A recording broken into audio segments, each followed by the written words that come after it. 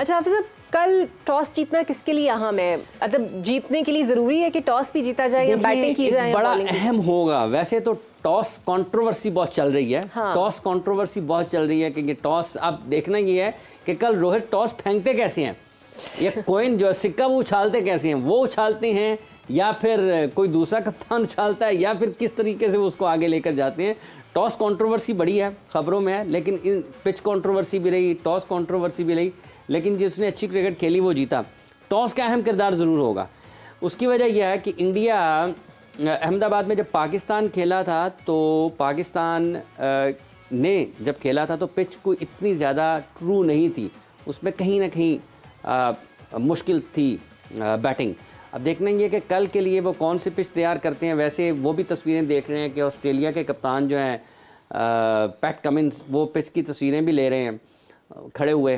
तो ये भी बड़ी दिलचस्प चीज़ें वर्ल्ड कप के साथ साथ चली हैं। अच्छा, ओवरऑल इंडिया बहसियत होस्ट ऑफ वर्ल्ड कप कैसे एनालाइज करेंगे आप? बड़ा अच्छा वर्ल्ड कप कराया। देखें, तनाज़ात होते हैं जब आप कोई इतना बड़ा टूर्नामेंट करवाते हैं, वहाँ पर आपके लिए मुश्किलात भी होती हैं और इसी पैराए में तमाम मेज़बान मुल्कों को देखना चाहिए क्योंकि 25 की मेज़बानी चैम्पियंस ट्रॉफी की हमने भी करनी है। उन्होंने एक अच्छे अंदाज में करवाया है, अच्छी क्रिकेट हुई है। कता नज़र इसके कि पाकिस्तान अच्छा नहीं खेला, श्रीलंका अच्छा नहीं खेला और बांग्लादेश की क्रिकेट ख़राब रही, इंग्लैंड बहुत ख़राब खेला, लेकिन अगर आप मजमूई तौर पर देखते हैं तो ये डिसेंट से टूर्नामेंट है, इसमें कोई ऐसी ख़राबी नहीं है। मासिवा इसके कि ये जो एक और ये जो कंट्रोवर्सीज़ हुई हैं ना, जितनी भी ज़्यादा हुई हैं, आप देखें इन सब की ज़्यादा आपको अगर कहें ना कि उसके ऊपर जो बात हुई है तो वो पाकिस्तान में ज़्यादा हुई है।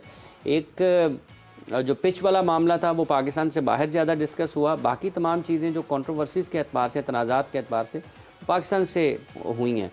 तो ये उसका रंग थोड़ा सा फीका ज़रूर पड़ा क्योंकि लोगों को अच्छा नहीं लगता बाद औक़ात। लेकिन उसी पिच के ऊपर जो पिच कंट्रोवर्सी वाली बात थी ना न्यूजीलैंड में, उसमें 700 रन हो गए उस दिन। जब इंडिया ने पहले रन्स किए तो उस चेज़ में भी रन्स, अच्छे भले रन्स न्यूजीलैंड ने भी कर दिए। तो वो पिच बदलने वाला जो मामला था ना, वो तो बिल्कुल एक साइड पे चला जाता है। लेकिन एक अच्छी होस्ट की तरह उन्होंने इस वर्ल्ड कप को किया है और मुबारकबाद है जितने भी लोगों ने इस सब हमें अपना हिस्सा डाला। पाकिस्तान की टीम वहाँ पर गई, पाकिस्तान की टीम को मासिवाए एक आध शहर के हर जगह पर बहुत ज़्यादा लोगों ने खुशामदीद कहा। अच्छा हाफिज़ साहब, अगर कल इंडिया पहले बैटिंग करता है और एक बड़ा स्कोर खड़ा कर देता है, so it would be easy for Australia to chase it. देखिए जो टॉस वाली आपकी बात थी, टॉस जीतना अहम होगा। अब देखना ये है कि पिच कंडीशंस क्या हैं, क्योंकि ऑन द डे जिस दिन मैच है, पिच कंडीशंस क्या हैं, पिच क्या कहती है। जो एक आध दिन पहले कप्तानों ने पिच को देखा, उससे अगले दिन क्या देखा, तो ये बाज़ औक़ात आप मिस रीड भी कर जाते हैं। लेकिन अगर वो पहले खेलते हैं और जो आपका सवाल है कि ज़्यादा रन्स करते हैं, तो बड़े मैचेस में ज़्यादा रन्स का एक अपना दबाव होता है। एक बड़े मैच का दबाव है, एक नॉकआउट मैच का अपना दबाव है, फिर बड़े रन्स का दबाव है। और अगर टॉस जीतते हैं, अगर पिच उनको इजाज़त दे रही होगी ना कि इसमें रन्स हैं, तो वो बैटिंग के लिए जाएंगे। वो कोशिश करेंगे कि टॉस जीतकर पहले खेलें, ज़्यादा रन्स ऑन बोर्ड लगाएं और फिर सारे की सारे दबाव जो है वो ऑस्ट्रेलिया के ऊपर डालें कि अब आपने 300, 350 या 400 जितने भी रन्स ऑन बोर्ड करते हैं, तो वो उस दबाव में ऑस्ट्रेलिया को लाने की कोशिश करेंगे। बिल्कुल। अगर पिच अच्छा होता है बैटिंग के लिए, टॉस इंडिया हार जाता है, तो ऑस्ट्रेलिया भी मेरा ख्याल है यही करेगा, वो भी उसको पहले बैटिंग के लिए जाएंगे क्योंकि दोनों टीमों में से कोई ये नहीं चाहेगी कि वो चेस की तरफ जाए, क्योंकि हदफ के ताक़ुब में आपके पास आपके लिए मुश्किलात ज़्यादा हो सकती हैं।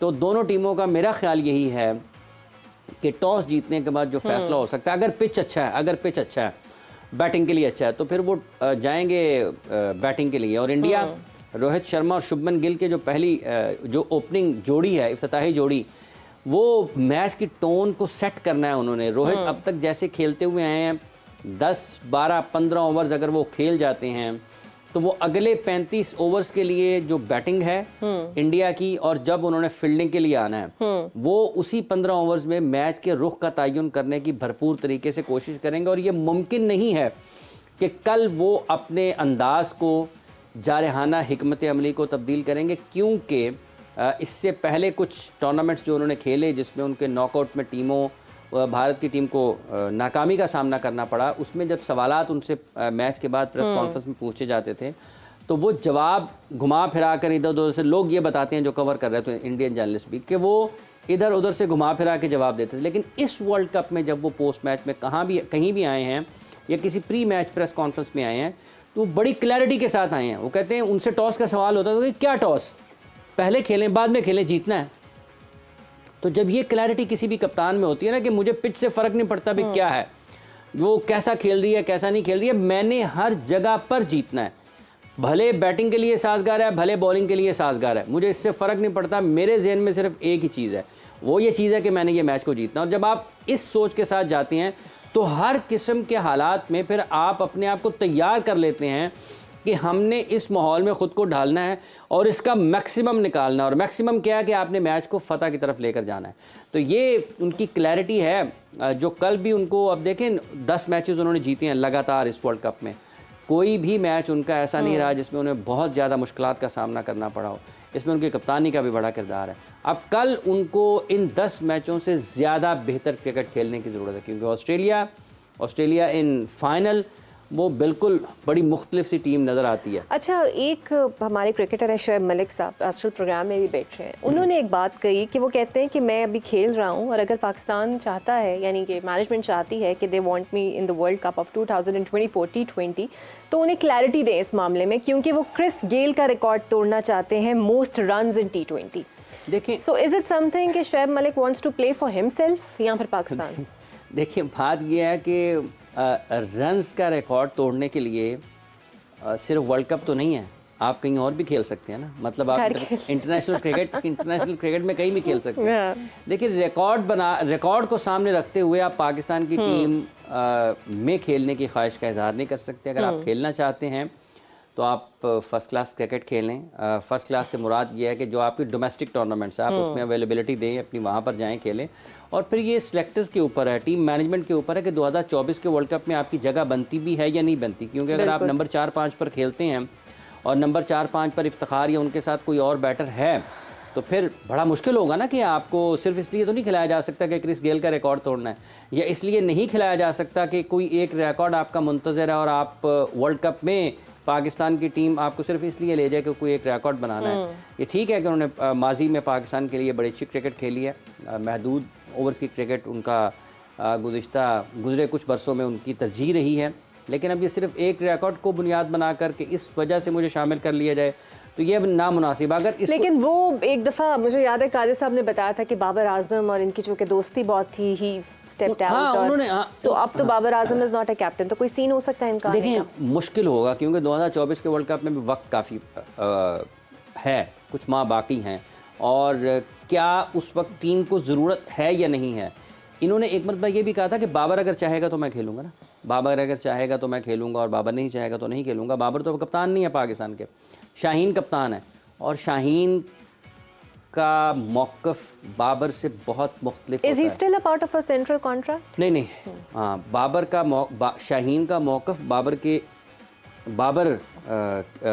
बरक्स होता है, बहुत मुख्तलिफ होता है। सिलेक्शन में शाहीन मुकम्मल तौर पर एक मुख्तलिफ करैक्टर हैं। जब वो सिलेक्शन की तरफ आएंगे, वो उनके लिए मतलब ये नहीं होगा कि चेहरों को देखना। मेरा ये ख्याल है कि जिस तरह से उन्होंने लाहौर कलंदर्स की कप्तानी की है और वहाँ पर अपनी प्लेइंग 11 के बारे में जो उनकी राय रही है, उनको इसी तरीके से उस राय को, अपनी सोच को उनको नाफिज करना है पाकिस्तान की टीम में। उन्हें चेहरे देखकर सिलेक्शन नहीं करनी है, और इसीलिए मैं कह रहा हूँ कि वो मुख्तलिफ किरदार हैं बाबर के मामले में, और उनको होना चाहिए किसी भी कप्तान को सबसे पहले जो टीम में पाकिस्तान की टीम के लिए बेहतर हो सकता है, वो भले कोई भी है, उसको होना चाहिए। अगर आप खेलते हैं तो आपके रिकॉर्ड्स बनते हैं, लेकिन अगर आप टीम के लिए फ़ायदेमंद नहीं हैं तो किसी को भी नहीं होना चाहिए, भले वो कोई भी है। तो मेरा ये ख्याल है कि बाबर के साथ जो उनकी ताल्लुक़ या दोस्ती को बताया जाता है वो तो अपनी जगह पर, लेकिन शाहीन जब सिलेक्शन के लिए बैठेंगे कप्तान चीफ सेलेक्टर के साथ, वो फिर कोई चीज़ें बरक्स हो सकती हैं। अच्छा जनाब, वर्ल्ड कप वाले दिन जहाँ पे मेरा ख्याल है मुख्तलिफ चीज़ें उन्होंने आर्डन किया, वहाँ जर्सीज भी तमाम प्रीवियस कैप्टन्स को दे रहे हैं, और प्रॉबेबली तमाम कैप्टन्स मौजूद होंगे भी वहाँ पर, सिवाय एक के जो कि जिनका ताल्लुक़ पाकिस्तान से है। सो अच्छी चीज़ है, मेरा ख्याल है कि सारे वेटरन क्रिकेटर्स होंगे, पूरी दुनिया से होंगे, कुछ 2 तो इंडिया के ही हैं। हाँ जी, देखिए महेंद्र सिंह धोनी होंगे और कपिल देव इंडिया से होंगे। हाँ। फिर ऑस्ट्रेलिया के सारे कैप्टन होंगे, जैसे कि एलन बॉर्डर हैं, स्टीव वॉ हैं। वेस्ट इंडीज़ के होंगे मेरा ख्याल क्लाइव लाइड भी वहाँ पर मेरा ख्याल होंगे। ठीक है जी। और श्रीलंका जो कि बैन हो चुके हैं, हाँ, उसके भी श्रीलंका हैं, के अर्जुना रानाटुंगा साहब 1996 में यहीं पर कदापि स्टेडियम में उन्होंने ऑस्ट्रेलिया को हराया था, वो भी होंगे। इंडिया के 2 होंगे। ठीक है जी। पाकिस्तान के नहीं होंगे, जो कि एक बदकिस्मती है पाकिस्तान के लिए। एक अहम मौके पर जब पाकिस्तान की टीम को भी, हम तो ये चाहते थे कि सेमीफाइनल में कोई रिप्रेजेंटेशन हो, बट चूंकि अब खान साहब नहीं है तो इससे पहले ये होता था वर्ल्ड कप में कि पाकिस्तान की अगर टीम नहीं होती थी तो अंपायर होते थे। अलीम डार साहब पाकिस्तान की नुमाइंदगी कर रहे होते थे, अब वो भी नहीं है। तो पाकिस्तान एक तरह से बिल्कुल इस वर्ल्ड कप से वकारी उनमें सब हैं, हाँ, कमेंट्री कर रहे होंगे। ठीक है। तो ये एक बदकिस्मती है पाकिस्तान की कि कैसा आलमी जो वर्ल्ड चैंपियनशिप है, जो वर्ल्ड कप है क्रिकेट का, कि पाकिस्तान के वर्ल्ड कप विनिंग कैप्टन वहाँ पर नहीं होंगे। तो ये वैसे वो खान साहब से जब क्रिकेट की बात होती थी तो उनसे अगर कोई क्रिकेट की बात कहता था तो उन्होंने कहता था, वो कहते थे कि मैंने अब वर्ल्ड कप जीत लिया है, मैंने किसी और हाँ, इतना एंथुसियाज्म उन्होंने कभी शो नहीं किया उसके बाद। हाँ। उसके बाद रिटायरमेंट के बाद कुछ अर्सा तक वो कमेंट्री वगैरह में या इधर उधर जो क्रिकेट की उनकी मसरूफियात थी, ऐसे जैसे वो वर्ल्ड कप में कमेंट्री वगैरह के लिए जाते थे जब वो बहुत ज़्यादा मसरूफ़ नहीं थे। 96 के वर्ल्ड कप में भी उनकी आवाज़ लोगों ने सुनी है, लेकिन जब वो सियासत में आए तो फिर उनका सारी की सारी तवज्जो दूसरी तरफ चली गई। वो क्रिकेट की तरफ उन्होंने ज़्यादा बात की भी नहीं है। कभी कभार कुछ थोड़ा बहुत कहीं ना कहीं वो कुछ गुफ्तगू कर लेते थे, लेकिन वो कुछ ज़्यादा होती नहीं थी। बहरहाल अब ये कल एक अहम मौका है, वर्ल्ड कप का फाइनल। दुनिया के ये तमाम खिलाड़ी जिन्होंने अपने अपने कप्तान, दुनिया के तमाम कप्तान जिन्होंने अपने अपने मुल्कों के लिए वर्ल्ड कप जीते हैं, ये वहाँ पर होंगे और बदकिस्मती से पाकिस्तान। बल्कि मुझे अच्छा लगा कि सौरव गांगुली ने अभी हालिया दिनों में कल परसों बात मीडिया से करते हुए कहा है कि दो Pakistan is not in the world cup, but जो टैलेंट पाकिस्तान के पास है वो हर बड़ी टीम के पास मौजूद है। देखिए वो पाकिस्तान ऑलवेज अप्रिशिएट। देखिए ये सौरव एक तो बड़ी क्लैरिटी के साथ बात करते हैं, दो मतलब वो एक ऐसे कप्तान है जिन्होंने इंडिया को जीत के सफ़र पर लगाया है। आज इंडिया की क्रिकेट अगर इस मौके इस सतह पर पहुंची है तो उसमें बहुत बड़ा किरदार सौरव का भी है।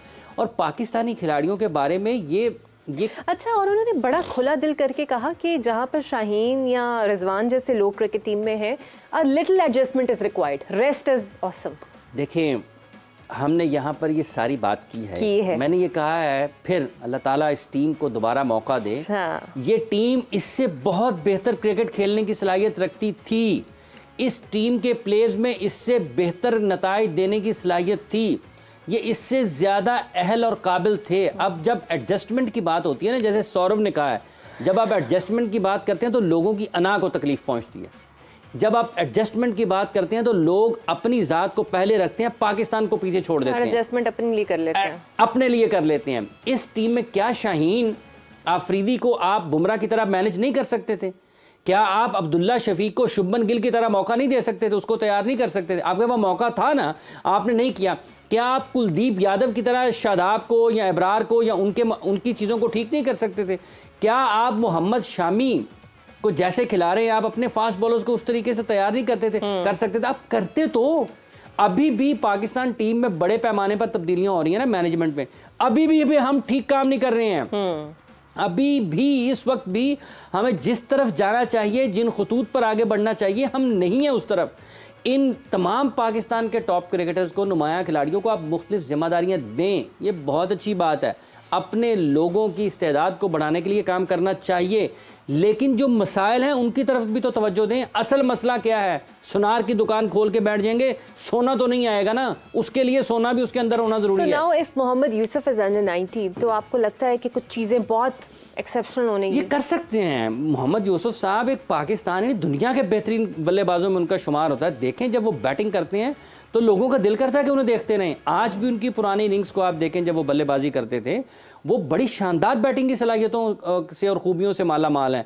ऐसी ही बैटिंग की पाकिस्तान को ज़रूरत है। लेकिन चेयरमैन ने तो एन क्रिकेट वर्ल्ड कप के दौरान ही उनको पावर हिटिंग के ऊपर शौक आ गया कि पाकिस्तान को पावर हिट, आपको बैटिंग आती होगी ना तो आप पावर हिटिंग करेंगे। पावर हिटिंग एक उसका हिस्सा है। जब आप स्कूल जाते हैं तो आपको 5-6 रोज़ाना पढ़नी है क्लासें ना, तो आप ये तो नहीं कह सकते कि मैं सिर्फ एक क्लास पढ़ूंगा तो सारी मेरी पूरी हो जाएंगी। आपको एक क्लास पढ़नी है, ये एक क्लास है उसकी पावर हिटिंग। आपको पहले बैटिंग आनी चाहिए, बैटिंग आएगी तो उसमें आप पावर हिटिंग को ऐड करेंगे। लेकिन यहाँ तो आप खुद बात करते रहे ना कि बेसिक्स तो बॉलिंग की हम भूल गए हैं, वहां से भूले हैं ना जी, चले हमारा बॉल एक साइड पे नहीं जाता, भूले हम अडॉप्ट नहीं कर पाते, नहीं कर पाते, नहीं पढ़ पाते, नहीं कर पाते। हमने ये सारी चीजें भूली हैं, हमने तो गले लगा लिया है T20 को। अच्छा, आखिरी सवाल, ये मिकी आर्थर साहब का क्या मुस्तकबिल है? इज ही स्टिल देयर या कोई स्पेशल काम दिया है उन्हें? जंजाली साहब आवाज आ रही है आपको? ऐसे तारे देखते हुए लगा दिए। देखें, मिकी आर्थर साहब का कोई मुस्तकबिल नहीं है पाकिस्तान में। अब जब तक के ज़का अशरफ साहब मौजूद हैं, ठीक है, और वैसे भी अगर वो ना भी हो तो मिकी आर्थर का कोई मुस्तकबिल होना भी नहीं चाहिए पाकिस्तान। हाफिज साहब, इतने फैसले ज़का अशरफ साहब ने कर लिए हैं, ये मुझे तो समझ नहीं आता, without authority how can he make so much decisions? देखें, ये कौन सा नोटिफिकेशन था जो आ गया और जिसका कोई असर नहीं हुआ? अब जिन्होंने नोटिफिकेशन जारी किया वैसे उनको खुद ही सोचना चाहिए कि नोटिफिकेशन ही बदल दें, या शायद उन्हें उनके नाक के नीचे से ये फैसले या नोटिफिकेशन बदल दें, या ज़का साहब को बदल दें, या कुछ ना कुछ तो बदल दें ना। मतलब अब इतनी सारी चीज़ें हो रही हैं। अब मेरा ख्याल है चूँकि ये भी अजीब सी सूरत हाल है। देखें ना, दुनिया वर्ल्ड कप की तैयारियां कर रही है। सबसे बड़ी चीज़ ये होनी चाहिए थी, हमने 25 की चैंपियंस ट्रॉफी को कैसे लेकर जाना है।